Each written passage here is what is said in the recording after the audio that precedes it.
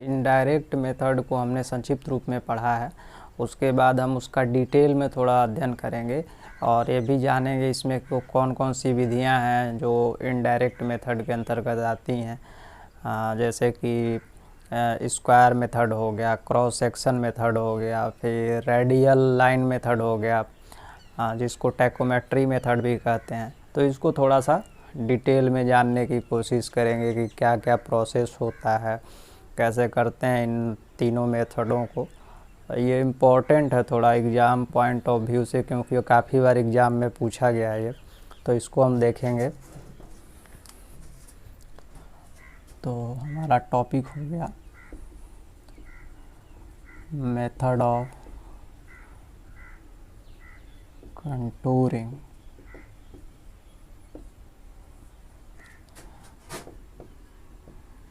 Indirect method अर्थात अप्रत्यक्ष विधि, इसको कहीं कहीं पे परोक्ष विधि भी लिखता है।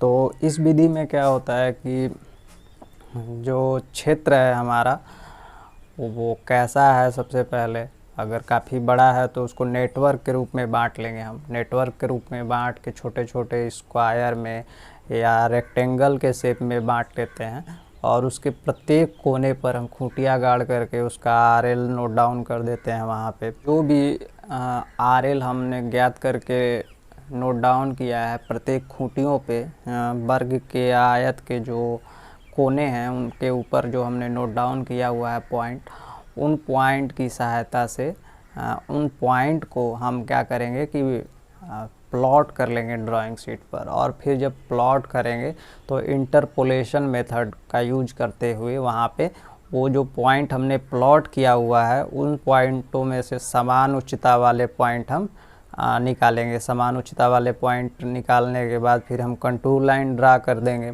सबसे पहले इसका हम परिभाषा देखेंगे कि इनडायरेक्ट मेथड का क्या परिभाषा है।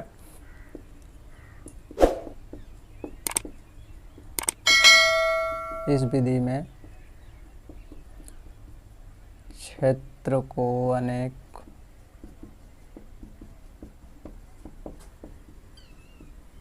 जाल रूपी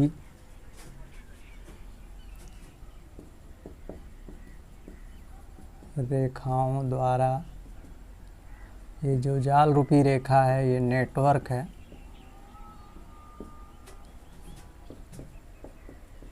बांट लिया जाता है तथा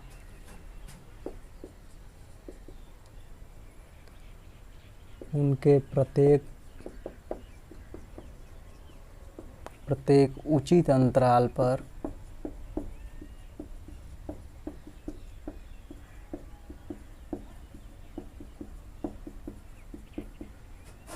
खूंटियाँ गाड़ दी जाती हैं तथा किसी परमानेंट बेंचमार्क के संदर्भ में, परमानेंट बेंचमार्क के संबंध में आरएल ज्ञात करके लिख दिया जाता है।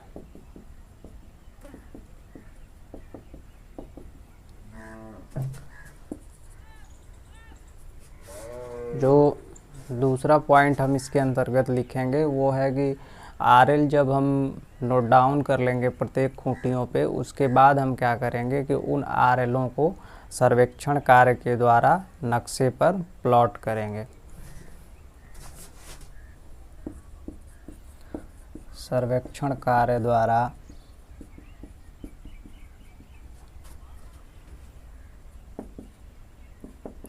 आरएल को ड्राइंग शीट पर प्लॉट किया जाता है अब इसको ड्राइंग शीट पर जब हम प्लॉट कर लेंगे उसके बाद क्या करेंगे, ड्राइंग शीट पर प्लॉट करने के पश्चात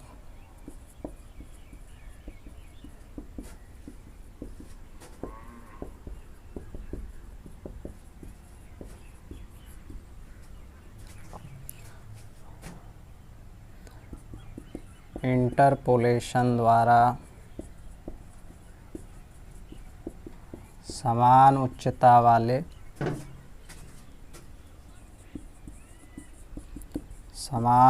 वाले बिंदुओं को खोजा जाता है। समान उच्चता वाले बिंदु जब मिल जाएंगे, समान उच्चता वाले बिंदुओं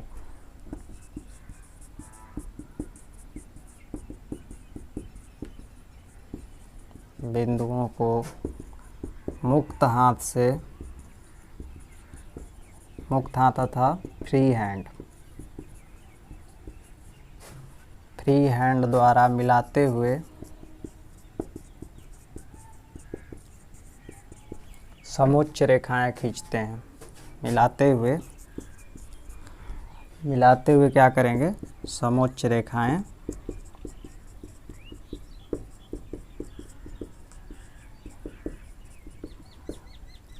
तो ये 4 स्टेप में हमारा पूरा इनडायरेक्ट मेथड की प्रक्रिया हो जाएगी। मेथड ऑफ स्क्वायर के अंतर्गत हम देखेंगे कि क्या क्या प्रोसेस है, कैसे कैसे करते हैं इस विधि को। तो जो सबसे फर्स्ट स्टेप है वो हम यहाँ पे लिखेंगे। स्टेप फर्स्ट में क्या करते हैं हम, स्टेप फर्स्ट में हम करते हैं कि पूरा क्षेत्र जो भी हमारे पास है उस क्षेत्र को हम वर्ग में बांट लेते हैं। पूरे क्षेत्र को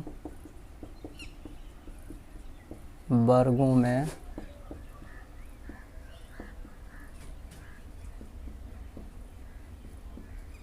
बांट लेते हैं, जिनकी भुजा 5 मीटर से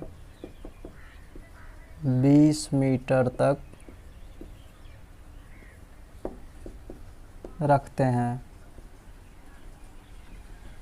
स्टेप टू में हम क्या करेंगे कि जो भी हमने वर्ग बनाया हुआ है उसके कोनों पर खूंटियाँ गाड़ देंगे। तो वर्गों के कोने पर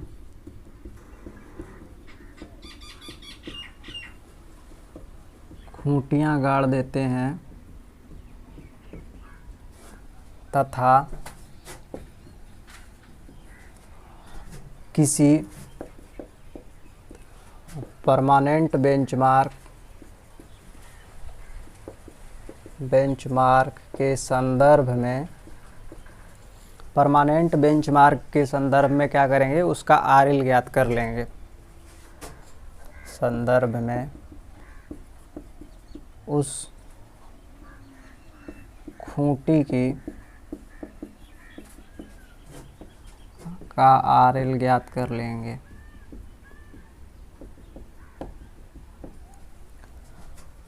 अब आरएल ज्ञात करने के बाद क्या करेंगे, स्टेप 3 में आरएल ज्ञात करने के पश्चात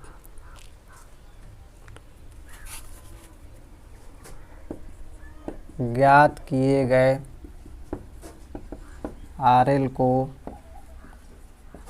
ड्राइंग शीट पर प्लॉट करते हैं। अब ड्राइंग शीट पर उसको प्लॉट करेंगे सर्वेक्षण कार्य के द्वारा। सर्वेक्षण कार्य के द्वारा स्टेप 4 में आप जब प्लॉट करेंगे उसको ड्राइंग शीट पे सर्वेक्षण का कार्य करेंगे तो एक स्पेसिफिक पैमाना मानेंगे, स्पेसिफिक स्केल मानकर ही हम कार्य करेंगे। तो उसके बाद स्पेसिफिक स्केल मानने के बाद हम जब प्लॉट करते हैं ड्राइंग शीट पर प्लॉट करने के पश्चात जो एग्जैक्ट वैल्यू रहेगी उस वैल्यू को लिखेंगे, चेंज की गई वैल्यू को नहीं लिखेंगे, एग्जैक्ट वैल्यू को लिखेंगे। ड्राइंग शीट पर प्लॉट करने के पश्चात आरएल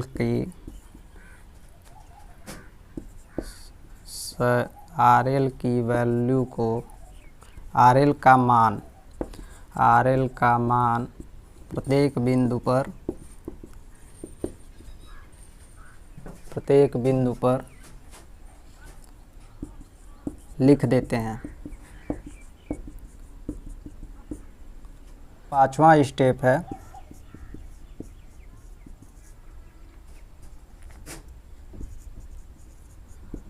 समोच्च रेखण का कार्य अर्थात इंटरपोलेशन। समोच्च रेखण का कार्य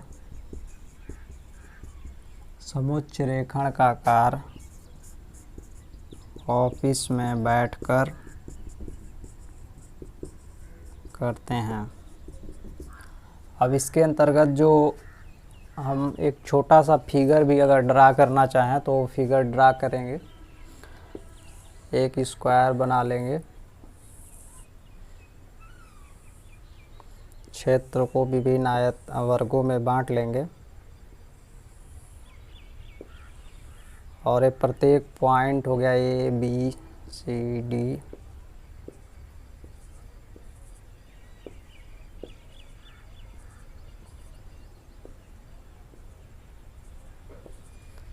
ये हर एक पॉइंट जो है इन पे खूंटियाँ बनी हुई हैं तो इनका नाम लिख देंगे हम A B C D E F G H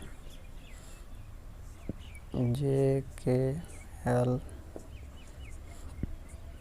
N O P. इसके बाद इन्हीं बिंदुओं पर हम आर एल की जो वैल्यू है उस वैल्यू को लिखेंगे।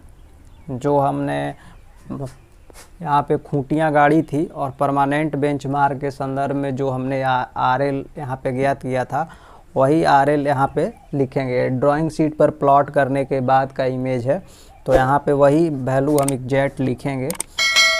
तो इस तरीके से हमको ये प्राप्त हो जाएगा। और कंटूर लाइन है अगर तो कंटूर लाइन भी जैसे एक लाइन ये आई मान लीजिए 150.00 की है, ये वैल्यू अगर 149.30 है, ये वैल्यू मान लीजिए 150.20 का हो गया, 158 हो गया, 157 हो गया।